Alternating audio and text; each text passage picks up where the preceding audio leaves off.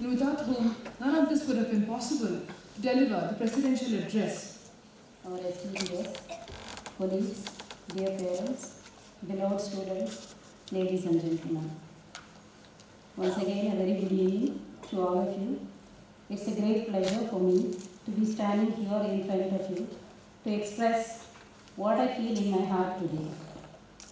I wish to start with my experience in the year 1996. There were two students attending the postings at the Department of Speech Sciences. At that point of time, it was Department of Speech Sciences and not Speech Language Sciences. Both were not able to speak and understand English, and as a result, were not able to cope up with the studies. I took a oath on that day when they were posted in the department that I would train these students and teach them about how to record speech and create an e-file or an electronic file. One looked over the other and said, "This speech file kya hota hai kya?" I want to remind you that we often forget or take for granted the most obvious things around us. They have learned it for 15 days and they forgot about it. It is difficult to stay aware of what is happening in the world, especially when you are too busy dealing with the monologue inside your head. Several students kept telling me that it was hard for them to go outside Aiish and work. Education does not stop after you graduate from college. Knowledge acquisition is a moral duty. I think all the speakers here have said it. It is not just something you do to advance in life. It is a moral duty because it's only through continuous learning that one can add to the vast knowledge of mankind. If one stopped learning, progress in all, including life, computers, finance, engineering, biology, etc., stops as well. That reminds that you are not going to get very far in life based on what you already know. You are going to advance in life but by what you are going to learn after you leave the All India Institute of Speech and Hearing. Talk to each other with an open mind. We can all learn from one another.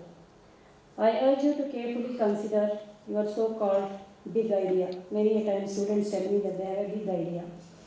What are you willing to spend your moral capital, your intellectual capital, your cash and your equity in pursuing outside of the walls of the institute? The world is more complex than you think, and it's waiting for you to hammer it into shape. Once upon a time, I was a student of this institute. I did not have this opportunity of being in a graduation day.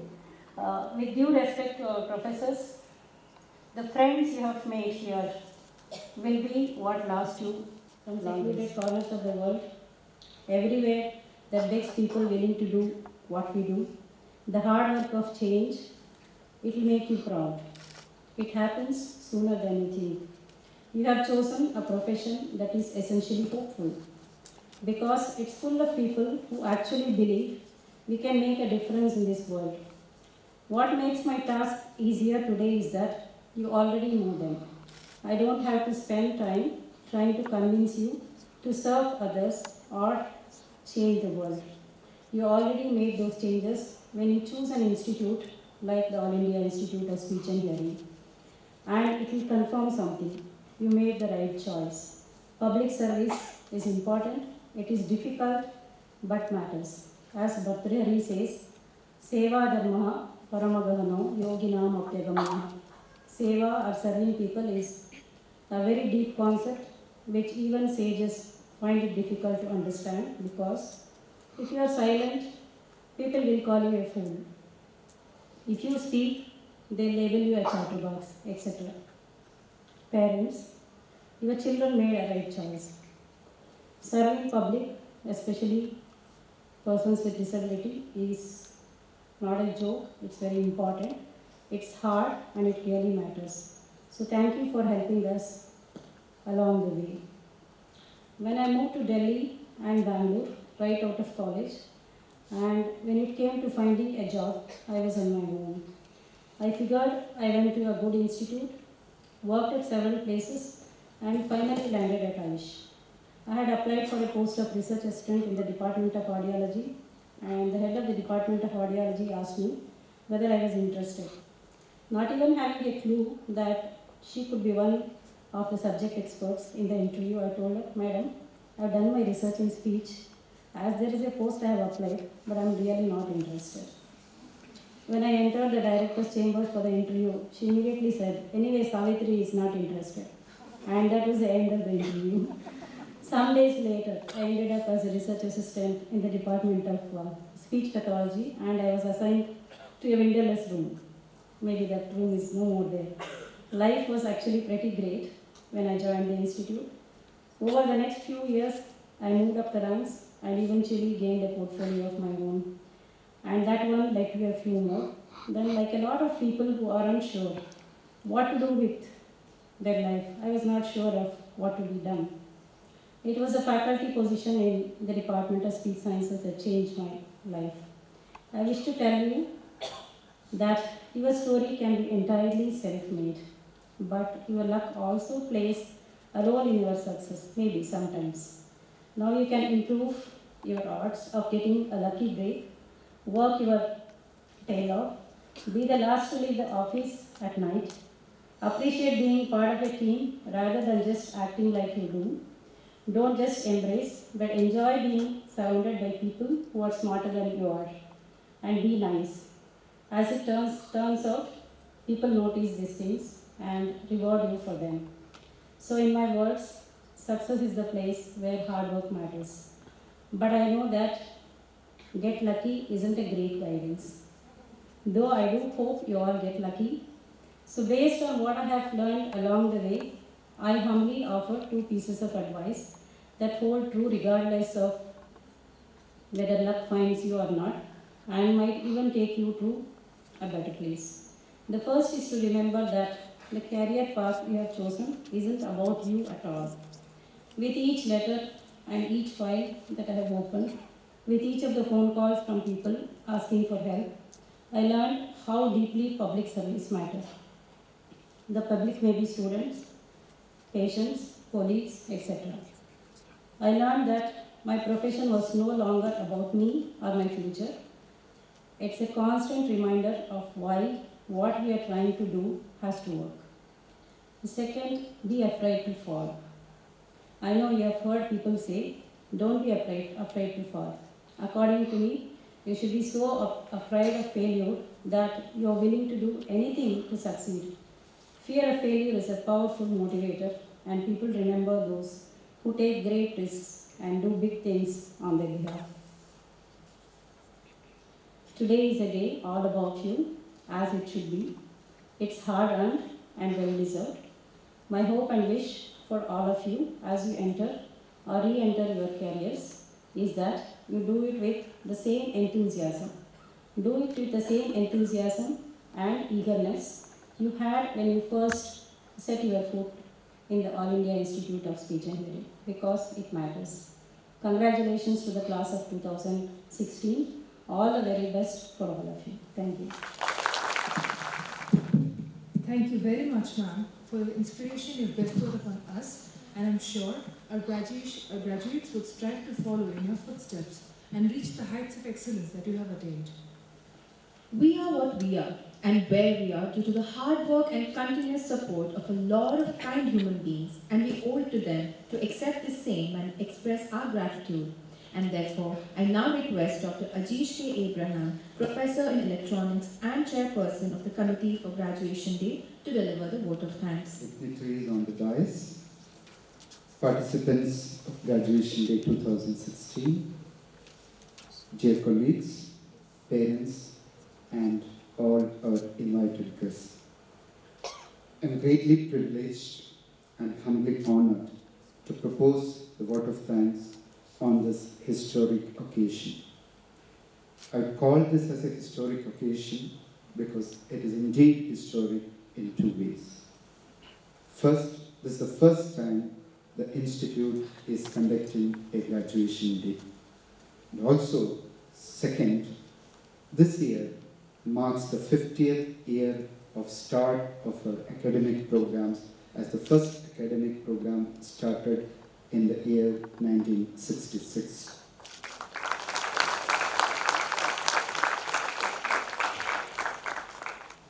Achievers never expose themselves, but their achievements expose them. This is quite true about our chief guest, Dr. Vinod Bhatt. Sir, your words has inspired, imbued, and instilled a sense of service in all of us, especially our young graduates. On behalf of the director, staff, and students of the Institute, let me express our heartfelt gratitude to you, sir.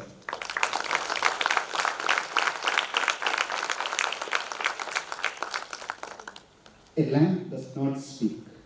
It introduces itself through its light. Dr. H.R. Nagendra, a glowing light and a living example of simplicity and dedication, has spent his valuable time with us today and has motivated us through his inspiring speech. Thank you very much.